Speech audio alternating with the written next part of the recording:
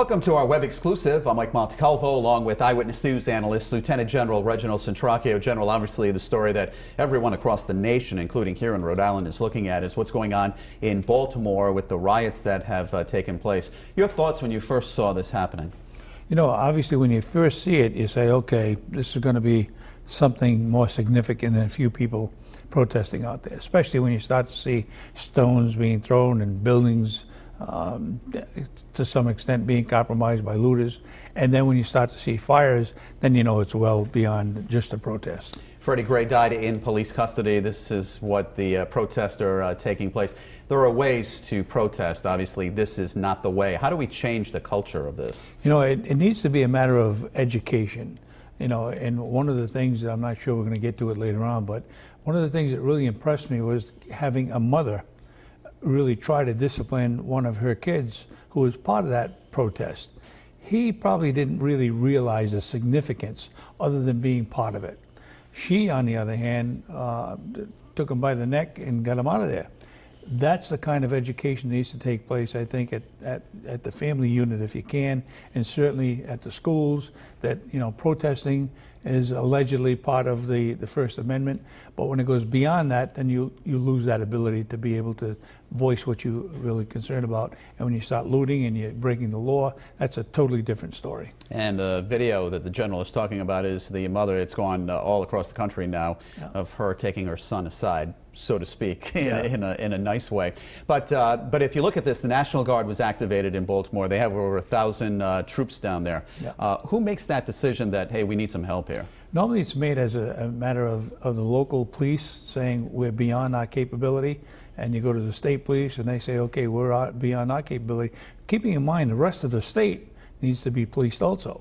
So if you take all of your assets and put them into Baltimore, then you have other problems across the state. But obviously the protesters do not respect state police, local police. How would they respect, let's say, the Guard or military? You know, it's really a psychological thing. And if you noticed, the plan has always been, and will continue to be, that the National Guard and military is never first between the protester and the confrontation.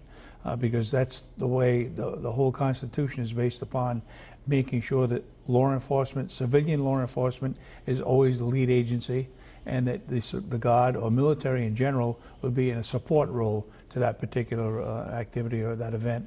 And that's exactly what we saw last night. So the point being that, you know, there seems to be a relaxing of respect across the nation for police individuals and law enforcement in general.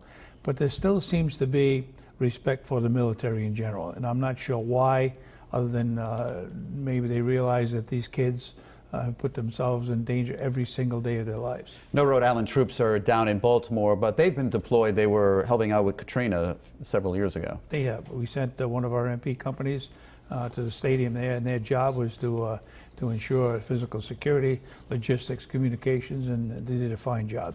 And that was basically of all the people who were displaced because they lost their homes during Katrina. The job is to actually get the Guard off the streets eventually. How does that, you know, when does that happen? Once again, that's a call by the on-scene commander. It could be the state police, could be the local police, could be the governor, could be the mayor. Once they've determined that they finally have a grasp on the situation, they don't need the Guard, and the idea is to get the Guard military off the street as soon as possible. You know, you've seen little contact with the military. I said there's 1,000 National Guard troops down there, but you've definitely seen contact with police. Is it that respecting that you were talking about? Yeah, well, not so much that. It's a built-in exercise of the plan.